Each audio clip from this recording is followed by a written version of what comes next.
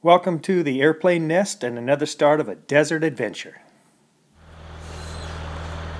Okay, here I am about ready to take off of runway 4 left out of Chandler, Arizona on a little desert venture.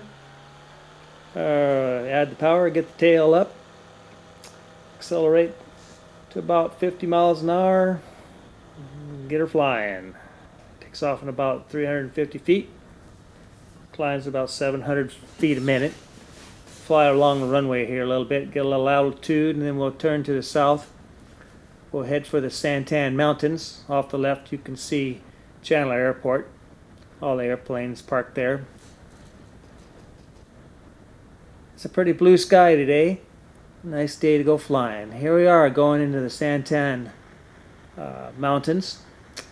The park there, and crossing over a few lower mountains here, and as a drop down low till we can see what's going on. See the washes and the saguaro cactus and all the trails and all the shrubbery down here. Pretty open area, open desert. Not too many people out here today, even though it is a beautiful day. Above you see some of those cirrus clouds. They usually mean a little bit of weather's moving in the next day or so. Beautiful blue sky. You can see how the washes carve themselves out whenever we get a good rainstorm. I like to get down nice and low so I can see something. I look for stuff inside the washes, whether it's people or animals, or I like to look at the saguaro cactus. They're kind of neat. They live to be up to 150 years old, and they say they can go 7 years without a drop of water and still survive. And when it does rain, they swell up like an accordion. There's a few roads out here, not too many, to ride your quad out. It's nice that there's still areas like this in the desert that you can fly along and explore. I can see the terrain start to rise a little bit. I like to hug the left side. Not too bumpy today. Now in the summer it gets real bumpy because you get the thermal activity. The rising air can bounce you around quite a bit. You can see all those washes that are carved out. There's lots of, some water that stays. That's why you see more green within those washes. I just follow along. The train is rising just slightly here. And I'll kind of stay to the left. I'm looking for a slotted canyon off to the right. And since we will be at a higher level as you enter the canyon, it's kind of a downhill ride along both sides of the walls. Kind of neat little ride. Come up here on the right, you can see it.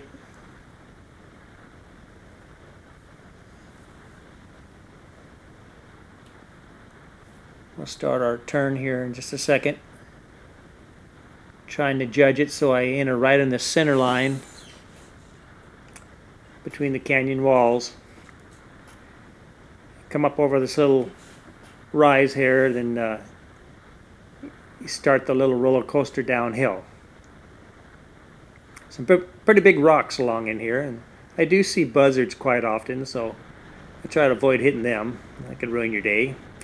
Some rocks are going over the top there, and right down to the center of the wash. When it rains, water rushes down this canyon pretty quick. The walls aren't so high that I couldn't easily just pop up and climb over the top of them if I had to. I've never seen another airplane coming up the other way, but I suppose it's possible. Really neat to hike down here sometime and get a perspective from the ground looking up. But from the air looking down, it's still pretty cool. Not so many saguaros down here. I guess there's not as much water, or the seeds didn't catch root down here so much. But okay, here's a little dirt road that borders some farm fields down in the desert, and I think I'll just land here and drive down this road a little bit. No traffic coming the other way, and just let my wheels touch, and as I do, I'll just drive down the road on two wheels, doing about 60 to 70 miles an hour. Looking for bumps, If I do see a bump, I can just pull up and fly over the top of it and set it right back down.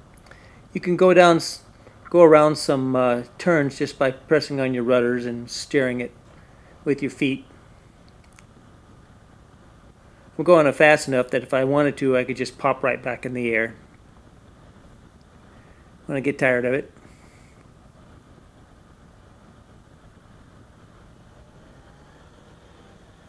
There we go, popping back. Now we'll turn to the left here and we'll come across an old Japanese internment camp from World War II. It's where they put Japanese citizens during the duration of the war. And there's lots of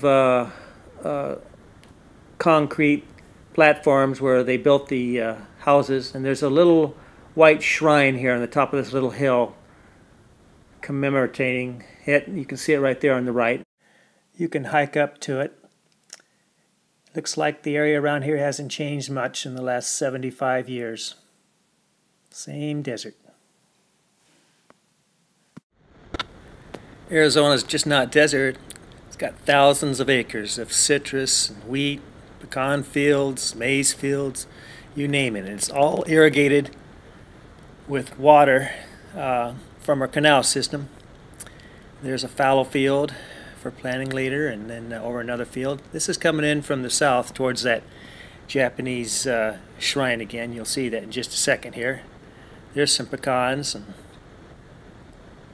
more citrus. See all the roads. Those roads are fun to land on. There's that Japanese shrine again. Now we're arriving towards a famous landmark of Picacho Peak. This was the site of a Civil War battle, 1862. And there was a skirmish. I think there was a couple killed. I'm not sure which side won, but you fly over the top of it. It sticks out pretty high. You can see it from all the way in Phoenix on a clear day, and you can see trails. People can climb all the way to the top. I don't know if I'd want to. The parking lot is on the eastern side down there. About a 3-hour hike, they say. So you go along the top ridge. You can see the desert starting to green up a little bit from all the water. It's mostly flat all around it, and Interstate 10 runs just alongside of it down to Tucson. Neat.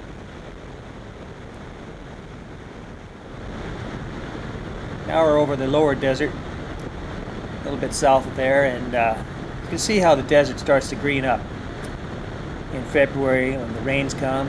If we get another little rain, we'll see it just covered in Mexican gold and Arizona poppies. Just beautiful yellows and reds, all colors. So the desert's not always just brown. Sometimes it becomes greener than Ireland.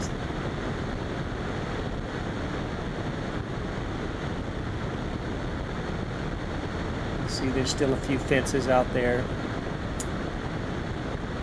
Doesn't last long. Now this is Chuck Millar's airfield. He graded out this little dirt strip for us to practice landing on and take off. It's a lot of fun. Pretty smooth. Like to bounce here a little bit. Then take back off, and we'll head back to the south. Turn around and head back to Chandler. Fun little airstrip. Chuck Millar is an old retired Army colonel that used to be a tank commander. Here we're back home at Chandler.